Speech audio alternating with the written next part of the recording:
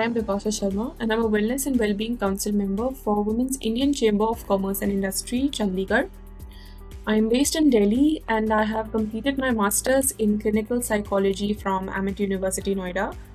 My hobbies include singing, bullet journaling, reading, mostly nonfiction, and I have been trained under various licensed mental health professionals in both counseling as well as in research work. With my research experience, I have been associated with Caregiver Sathi as well as with Sangat, and I presented a few papers in national and international conferences in Delhi University and in Amit University.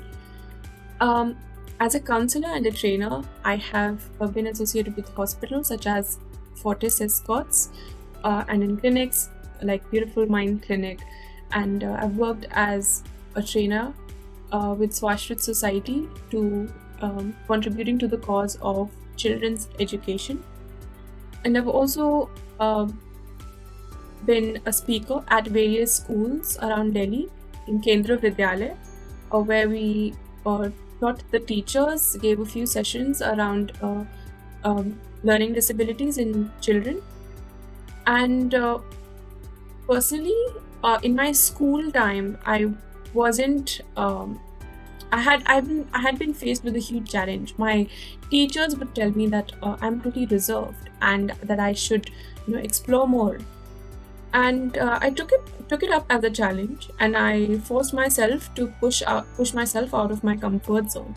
And one thing that I was extremely passionate about was Western music. So I went on to my music teacher in school and told him about how I wanted to be a part of the Western Music Society in school. And he told me that there was no music society, Western Music Society specifically, in school. And but seeing how passionate I was and how I wanted to be a part of it, he introduced a new society in school. And after that, a lot of children became a part of it. And I later on went on to perform in various events as well as in competitions, and became a part of the Western Music Society in my college department as well.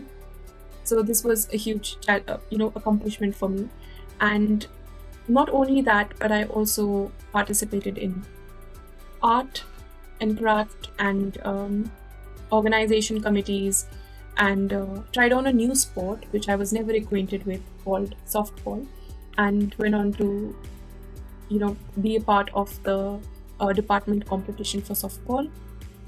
So this was also something extremely new for me, and I'm glad I became a part of it. I think a lot of people need to step out of their comfort zone just to understand not only their weaknesses but also their strengths along the way.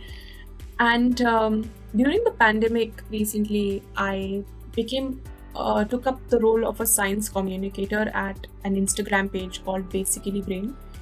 And there I had to summarize complex neuropsychology and neuroscience research into small Instagrammable content that normal general people, students, can consume.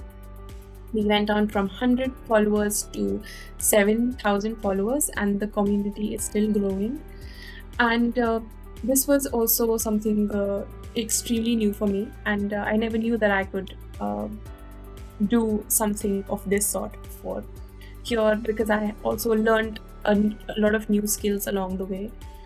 In my college, I went on to study more about qualitative research, specifically in the area of autism spectrum disorder. So I went on to study the experiences of parents in rearing children with autism spectrum disorder. And here I not only understood their experiences with regard to rearing, but also their perceptions, belief systems, their relationships with their spouse, the mental health professional, with their children and their families. And I also understood their challenges as a parent and as a person who is a caregiver. So I think this made me think a lot about the mental health in India, and I wanted to start a conversation around these challenges. There were three major challenges that I wanted to talk about today. And first of them is that there's a huge lack of awareness about mental health, and I think a lot of it can be uh, a cause of children not being taught about mental illness and mental hygiene in school. Secondly, there's a lot of misinformation around mental health. For example, depression is often associated with just sadness.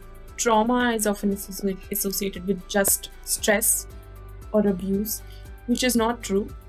So, there's a lot to learn about mental health and mental hygiene and mental illness.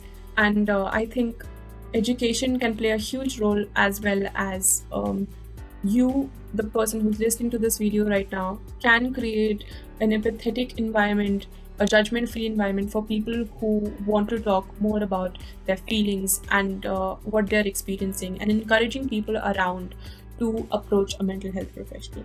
The third challenge I think is prevalent in our society is that there's a lack of government investment in the field of mental health. And there are not enough facilities in the rural area, and there are not enough facilities in the urban area as well.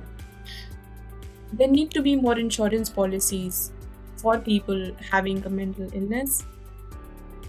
This kind of leads to a huge financial challenge for everybody who wants to approach a mental health professional for a longer period of time, and often acts as a barrier to seeking support.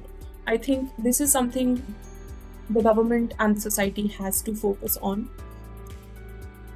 If I could give one piece of advice to anybody listening to this right now, I would say, I would quote Jordan Peterson, and it goes like, treat yourself like somebody you are responsible for helping.